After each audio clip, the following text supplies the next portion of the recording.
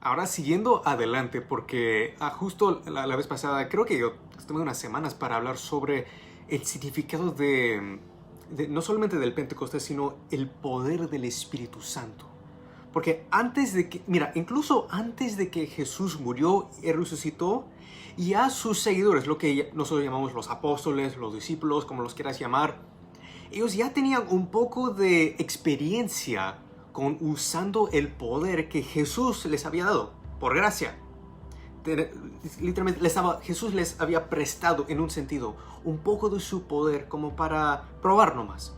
Vemos esto creo que en los evangelios de San Mateo y de San Lucas, donde Jesús envía 70 por todas partes de lo que el día de hoy conocemos como Israel o Palestina, por esa parte, a predicar de que el reino de Dios ya se acercaba. Entonces, y vinieron a Jesús con testimonios diciendo: Jesús, estamos asombrados, hasta los demonios nos prestan atención. Cuando les ordenamos que los echamos fuera, lo hacen. Cuando ponemos nuestras manos sobre los enfermos, se sanan. Y Jesús dijo: yo vi a Satanás cayéndose como relámpago. Entonces estaban tan asombrados, pero desde ahí es la única vez realmente de que vemos que están haciendo milagros, porque también hay ocasiones en donde ellos fallaron. Habían veces de que todos los discípulos estaban tratando de echar fuera un demonio de un niño, que ahora el día de hoy conocemos que era el espíritu de epilepsia, y nadie lo podía hacer.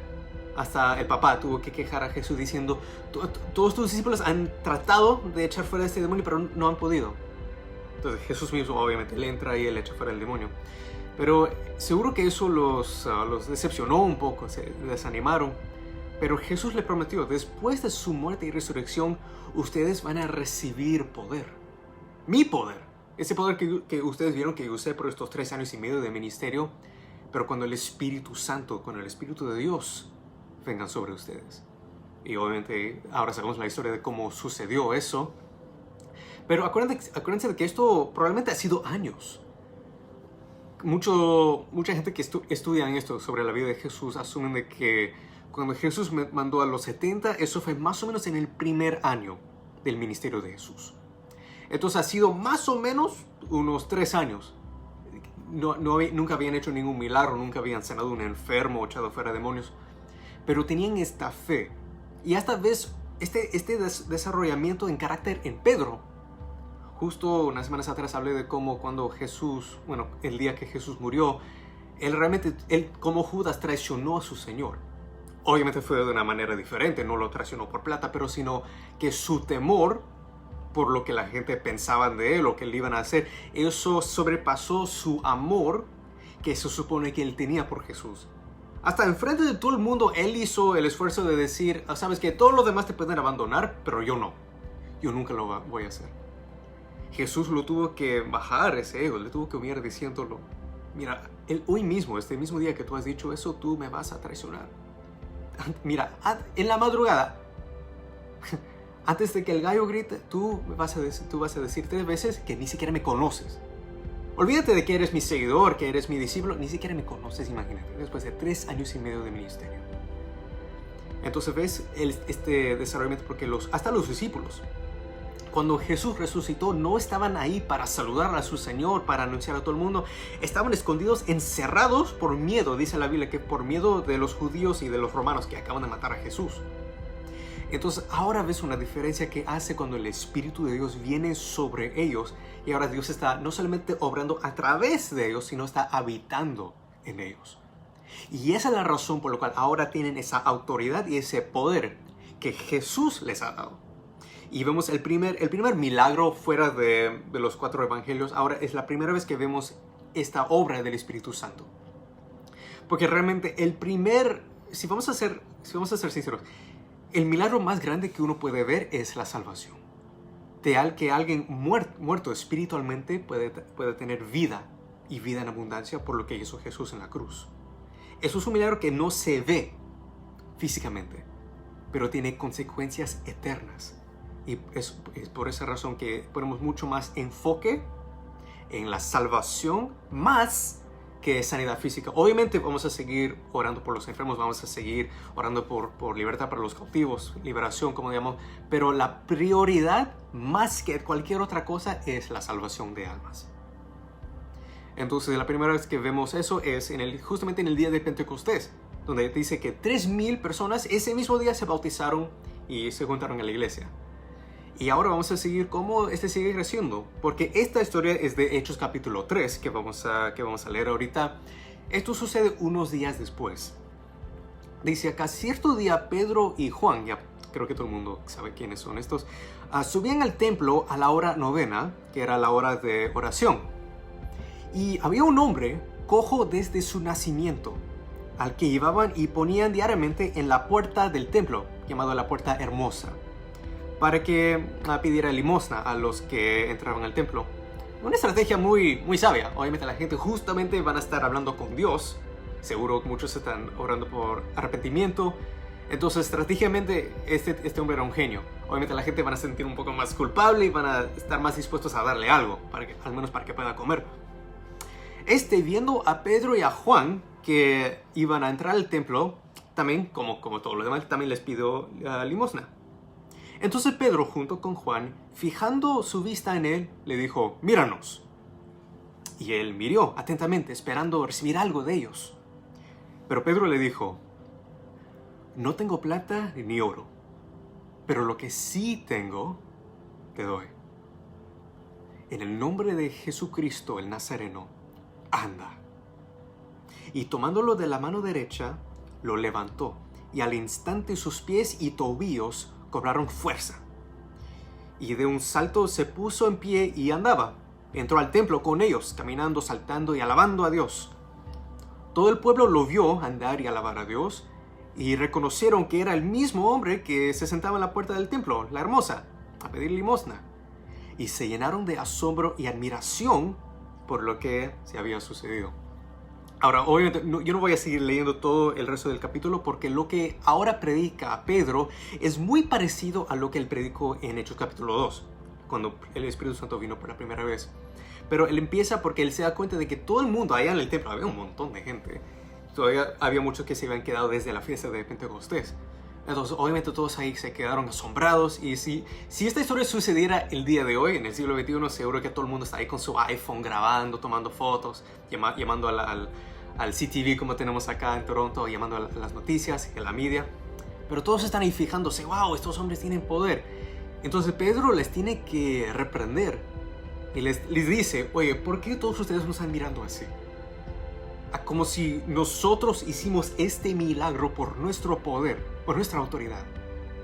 Y les tiene que decir, este hombre ha sido sanado por el nombre de Jesucristo. Y ahí casi la misma predica que vemos en el capítulo anterior, predicando de que Jesús vino, que Él fue el Mesías elegido de Dios, que murió y resucitó y que solo a través de Él hay salvación.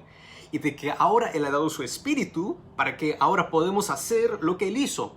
Él dice, nosotros, los apóstoles, somos testigos de todas las cosas que hizo Jesús y por eso estamos ahora viviendo nuestras vidas confiando de que lo que dijo Jesús, no solamente de vida eterna, pero de que vamos a tener el mismo poder que Él tuvo y hacer obras más grandes aún, lo creemos. Y el día de hoy todos ustedes están viendo ahora el primero de los frutos de eso. Obviamente están alegres toda la gente. Ahora vamos a voltear la página al próximo capítulo, que es Hechos capítulo 4. Pedro ni siquiera termina de hablar. Dice que mientras Pedro y Juan estaban hablando al pueblo, se les echaron encima, los sacerdotes, el capitán de la guardia del templo y los saduceos. Casi todo el mundo se olvidan. Oye, justo estaban en el templo, justamente donde está la autoridad espiritual del pueblo. Desde la época de Moisés y Aarón, la gente había este sacerdocio. Creo que yo hablé sobre esto muchos meses atrás. Entonces estaban ahí y justamente están ahí a tiempo para ser testigos de todo lo que acaba de suceder. Y ¿cómo reaccionan exactamente? ¿Están felices diciendo, wow, mira cómo ahora sí tenemos pruebas de que Jesús realmente era el Mesías? Mira cómo ahora vemos sus frutos. Solo el Mesías podría hacer esto, para traer al Espíritu de Dios ahora sobre toda criatura, como profetizó Joel. ¿Están felices? Ahí están celebrando como si acaban de meter un gol. A ver. Indignados, ok, eso contesta mi pregunta. Indignados porque enseñaban al pueblo y anunciaban en Jesús la resurrección de entre los muertos. Les echaron mano y los pusieron en la cárcel hasta el día siguiente, pues ya era tarde. Imagínense eso, en el día de hoy, si alguien hace un milagro, así un hombre que ha estado ahí por años, todo el mundo conoce a este cojo. Cada vez que alguien iba al templo, ya. No sé cómo se llama el tipo, pero ya papito, aquí te doy tu limosna. Entonces, hasta los mismos sacerdotes ven esto y conocen muy bien a este hombre porque ha estado ahí casi toda su vida. Y en el día de hoy casi todo el mundo estaría obviamente regocijando. El pueblo estaban regocijando. Dice acá que estaban asombrados y por eso prestaban atención a lo que estaban diciendo Pedro y Juan sobre Jesús. Porque ¿de dónde viene este poder? De Jesucristo. Pero imagínense de que en el día de hoy la razón por la cual la gente tiene miedo de orar o de hacer cualquier obra a través del Espíritu Santo no es porque tienen miedo de lo que la gente simplemente van a pensar o lo que van a decir, sino miedo de que literalmente si estamos haciendo milagros en el nombre de Jesús, si la gente se sana o son libres por la sangre de Jesús, nos pueden arrestar. No sé si Pedro y Juan esperaban esa reacción de los sacerdotes, pero aprendieron de la forma difícil, como muchos dicen. Y se los echaron en la cárcel hasta el próximo día, pero yo puedo imaginar muy fácilmente que la gente estaba afuera del cárcel siguiendo animándolos. Porque dice, pero muchos de lo que habían oído el mensaje, de lo que acaba de hablar Pedro, creyeron. Llegando el número de los hombres, de los creyentes ahora, era 3,000, ahora están a 5,000. Y acuérdense, eso solamente está contando los hombres. Eso no contaba las mujeres que estaban ahí, ni los hijos. Entonces, más de 5,000 ahora son parte de la iglesia. Aún viendo al líder, que era Pedro y Juan, uno de los líderes de la iglesia, ahora en la cárcel. Pero seguían adelante. Dijeron, ¿sabes qué? Aún vale la pena la persecución. Nosotros también queremos ser bautizados. Aún si nosotros también tenemos que irnos a la cárcel. Y también nos damos cuenta de que no solamente echaron a Pedro y Juan a la cárcel, sino también ese hombre que se acaba de sanar también lo echaron. ¿Cómo sabemos? Vamos a seguir leyendo. Ok, sucedió que al día siguiente se reunieron en Jerusalén los gobernantes, ancianos y escribas. Wow. Mira, solo por este milagro, un solo milagro, este hombre cojo que ha estado ahí por años, ahora sano, y todo el mundo lo sabe, toda la ciudad más o menos se enteró de esta historia. Ahora, las autoridades espirituales, el Sanedrín, tienen la necesidad de llamar a todo el mundo, a todas las autoridades, para ¿cómo hacemos ahora? Pensaban de que ya se habían acabado con todo ese asunto de Jesús de Nazaret, con su muerte en la cruz, y creo que se dieron cuenta. Este hombre no solamente resucitó, pero ahora su movimiento está más peligroso que antes, porque ahora en vez de solamente tener un Jesús de Nazaret que anda por aquí por allá haciendo milagros y enseñando, ahora él tiene miles. Tenemos miles de Jesuses. Ahora, ¿qué vamos a hacer? Estaban ahí el sumo sacerdote Anás, Caifás, Juan y Alejandro, todos los que vienen del linaje de los sumos sacerdotes que tienen esa autoridad espiritual que viene desde la época de Moisés y Aarón. Poniendo a Pedro y a Juan en medio de ellos, les interrogaban: ¿con qué poder o en qué nombre han hecho esto? Entonces Pedro, lleno del Espíritu Santo, desde el día de Pentecostés, les dijo: acuérdense, este es el mismo Pedro cobarde que acabamos de ver hace un mes atrás. Gobernantes y ancianos del pueblo, si se nos están interrogando hoy por causa del beneficio hecho a un hombre enfermo, de qué manera este ha sido sanado, sepan todos ustedes y todo el pueblo de Israel que en el nombre de Jesucristo el Nazareno, a quien ustedes crucificaron y a quien Dios resucitó de entre los muertos, por él, este hombre se halla aquí sano delante de ustedes. ¡Wow! En inglés se dice, he's not pulling any punches. No se está resistiendo para nada. Está diciendo todo lo que tiene que decir, toda la verdad. No le importa si le va a costar la vida. Este Jesús es la piedra desechada por ustedes, los constructores, pero que haya venido a ser la piedra angular. En ningún otro hay salvación, porque no hay otro nombre, ningún otro nombre bajo el cielo dado a los hombres en el cual podemos ser salvos. Se quedan asombrados. Mira, dice el versículo 13, al ver la confianza de Pedro y de Juan y dándose cuenta de que eran hombres sin letras y sin preparación, o sea, estos tipos ni siquiera se habían ido al kinder. Entonces, ¿qué era su educación? Reconocían que ellos habían estado con Jesús. La mejor universidad, el mejor colegio, ni siquiera el kinder que uno puede tener es estando con Jesús. Y se asombraron, viendo de pie junto a ellos al hombre, ¿se acuerdan? El hombre que había sido sanado, no tenían nada que decir en contra. Pero después de ordenarles que salieran fuera del concilio, deliberaron entre sí. Tenían que, ¿ahora qué hacemos? ¿Qué haremos con estos hombres?, decían. Porque el hecho de que un milagro notable ha sido realizado por medio de ellos es evidente a todos que viven acá en Jerusalén. No podemos negarlo. Pero a fin de que no se divulgue más entre el pueblo, o sea, para que esto no crezca, esto es lo único que podemos hacer. Vamos a amenazarlos para que no hablen más a ningún hombre en ese nombre, este Jesús. 18. Entonces, cuando los llamaron de regreso, les ordenaron que no hablen ni enseñen en el nombre de Jesús, nunca más. Pero Pedro y Juan les contestaron, ustedes mismos juzguen si es justo delante de Dios obedecer a ustedes en vez de obedecer a Dios. Porque nosotros no podemos dejar de decir lo que hemos visto y oído. Y después de amenazarlos otra vez, no tenían ningún argumento. Lo único que podían usar, la única arma que tenían a su disposición era amenazar. Legalmente ni siquiera tenían ningún derecho de mantenerlos arrestados. Pero después de amenazarlos una vez más, los dejaron ir, no habiendo la manera de castigarlos por causa del pueblo, porque todos glorificaban a Dios por lo que había acontecido. Porque el hombre en quien se había realizado este milagro de sanidad tenía más de 40 años. Ahora sí, por fin sabemos su edad. Entonces, por 40 años viendo a un hombre cojo ahí. Entonces, todo el mundo sabe, este hombre no está fingiendo ni nada, no solamente estaba actuando para que la gente le den pena y que le dan algo. Realmente, dicen acá, sucedió un milagro ese día. El primer milagro después de la resurrección de Jesús, hecho por esos apóstoles, y ellos dándose cuenta de este problema.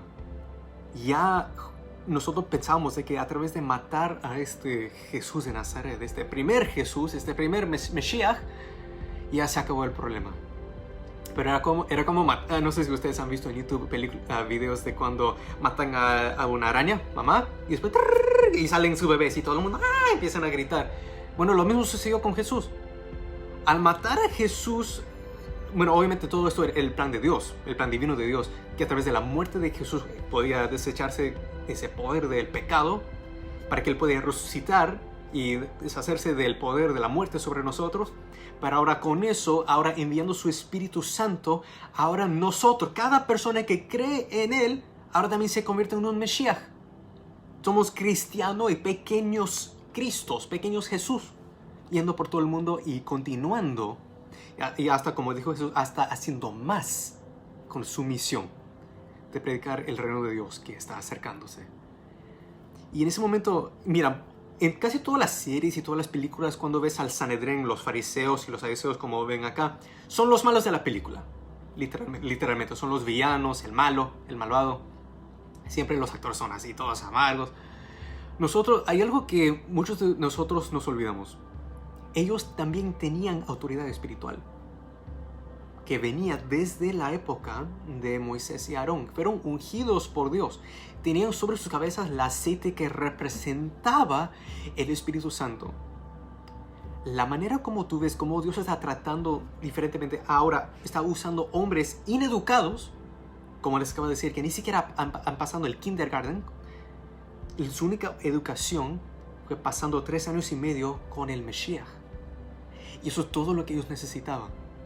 Estas autoridades judías, el Sanedrín, los fariseos, los saduceos, tenían esta autoridad espiritual que venía desde Aarón, y tenían este aceite que representaba al Espíritu Santo, pero finalmente Dios mismo, el Mesías, viene frente de ellos, anunciando quién es, diciendo, yo soy el quien ustedes han estado esperando por tanto tiempo, y lo rechazan.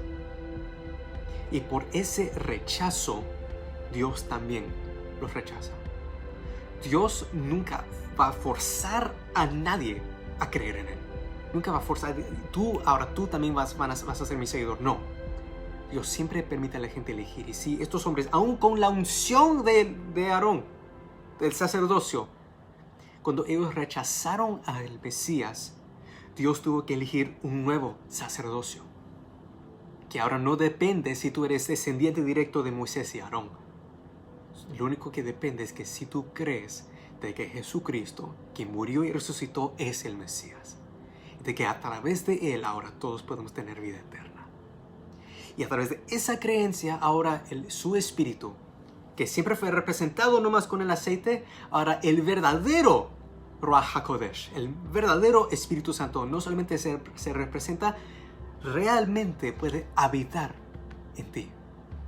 Literalmente puede venir a entrar a tu corazón y tú puedes ser el nuevo Christos. Eso es lo que significa ser un cristiano.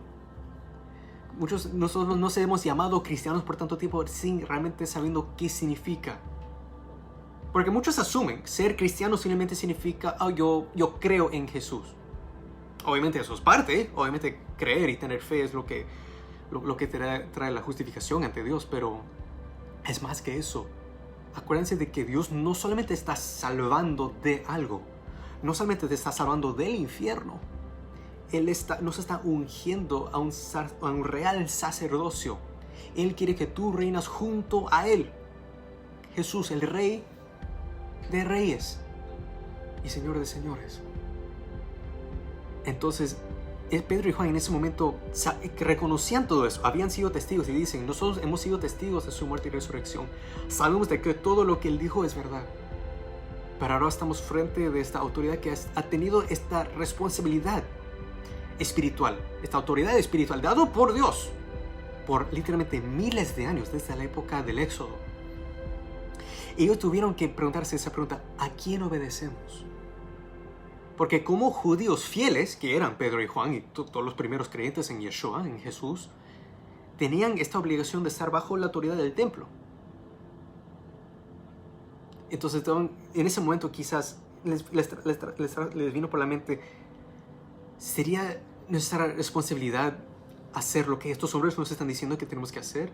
¿De ya no predicar más sobre este Yeshua?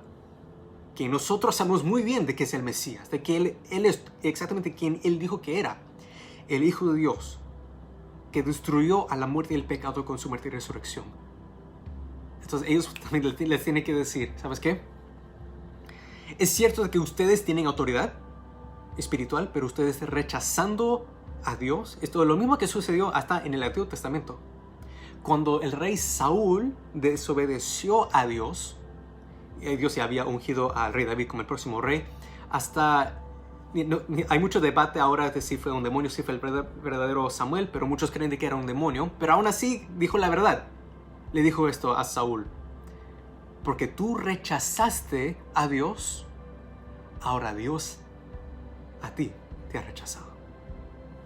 Dios literalmente estaba diciendo, Dios por tu desobedecer a Dios, por rechazar la revelación de Dios, ahora te está quitando esa autoridad que una vez pertenecía a ti y lo está dando a otro.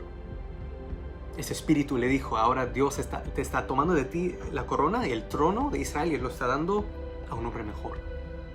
Aún Samuel, cuando él estaba vivo, decía, Dios va a elegir a alguien mejor que tú, que tiene un corazón de acuerdo con el corazón de Dios. Obviamente está hablando del rey David.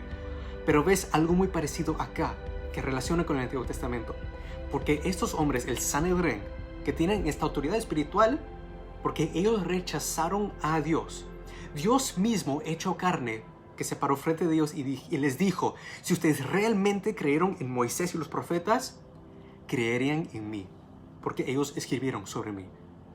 Y si tú no crees que yo soy el gran yo soy, literalmente, si ustedes no pueden creer de que yo soy Él, Dios, ustedes van a perderse en sus pecados. Que, mira, aún para nosotros, en el siglo XXI, que nosotros, aún siendo cristianos, aún siendo gente que han estado yendo a la iglesia por años, todos nosotros tenemos el riesgo de cometer el mismo error, de rechazar este don de Dios. Porque es una cosa tener religión, en donde tú estás haciendo todo el esfuerzo que tú puedes para tratar de alcanzar a Dios, sin reconociendo de que todo este tiempo es Dios mismo que vino para alcanzarte. Eso es el Evangelio, esas son las buenas novedades, las buenas noticias de que Dios vino para salvarte, porque tú no podías salvarte a ti mismo. Y para muchos eso les choca el orgullo. No puede ser. Pero Dios mismo lo dice en Isaías: yo soy el Señor tu Dios, y aparte de mí no hay ningún otro Salvador. Entonces lo que nosotros tenemos que hacer es dejar nuestro orgullo, ser como Pedro y Juan, reconociendo quién es Jesús y ahora teniendo la fe. Él nos ha dado su Espíritu Santo. Vamos a seguir adelante y vamos a, en fe, poder decir a todo el mundo: nosotros no tenemos ni plata ni oro. Lo único que tenemos es la unción del Espíritu Santo que Jesucristo, el Mesías, nos ha dado. Ahora con fe podemos decir a este mundo cojo: anda, levántate y camina. Entonces vamos a empezar con adoración y oración. Pero como siempre, este mensaje más que todo fue para la iglesia. Pero yo estoy segurísimo que hay un montón de gente que están viendo este video en este momento, o que lo van a estar viendo quizás años después. Dios no está restringido por el tiempo como nosotros. Pero la realidad es de que su Espíritu Santo, que obró hace 2000 años, sigue obrando hasta el día de hoy. Y obviamente vamos a seguir. Y ustedes el día de hoy no solamente tienen la oportunidad de recibir a Jesús como Señor y Salvador, pero también de recibir ese Espíritu Santo que vino sobre la iglesia ese día de Pentecostés y que ahora ves el fruto. Incluso el día de hoy, mira, en el siglo XXI, ese Espíritu Santo que descendió sigue obrando hasta el día de hoy. Obviamente el día de hoy yo no voy a compartir todos los testimonios, todas las historias que tenemos, pero les puedo decir de que hemos experimentado, hemos visto, como Pedro y Juan, no podemos negar y no podemos dejar de hablar de lo que nosotros hemos visto y oído, de que Jesús, elegido por Dios, verdaderamente murió y resucitó entre los muertos, y ahora el Padre lo ha exaltado, y ahora esta es la verdad, de que no hay ningún otro nombre en lo cual nosotros podemos ser salvos, solo en nombre de Jesucristo. Si ustedes reconocen sus pecados y ahora reconocen a Jesús como Señor, ahora por favor oren esto conmigo. Señor Dios, ten piedad de mí, un pecador o pecadora. Mira, y donde sea que estén ustedes en este momento, en sus cuartos, afuera, donde sea, quiero que ustedes se pongan ante Dios como sacerdote y digan: confiesa tus pecados, porque esto es lo que dice la Biblia muy claramente. Dios es justo y fiel. Aun cuando nosotros no lo somos, nosotros tenemos la tendencia de siempre juzgar, siempre tratando de buscar algo para acusar. Dios no es así. Él quiere que tú confieses tus pecados para que Él te pueda limpiar de toda injusticia. Y ahora la confesión de fe. Di esto: yo confieso con mi boca de que Jesucristo es el Señor, de que Él murió en la cruz por mis pecados y al tercer día resucitó entre los muertos para darme vida eterna. Ahí mismo Dios te ha justificado y te ha adoptado como hijo o hija de Dios. Y ahora con esta adoración que vamos a empezar, esto es la declaración realmente de Pedro y de Juan, y ahora también aplica para nosotros el día de hoy. Es decir, yo quiero que ese mismo Espíritu Santo, esa unción que fue representado por el aceite en el Antiguo Testamento, ahora yo quiero que el verdadero Espíritu de Dios venga sobre mí. Ahora, pídele nomás así de simple: Espíritu Santo de Dios, entra a mi corazón, entra a mi vida yo quiero ser un cristiano, un cristianoe, un pequeño Cristo. Obra en mí, Señor.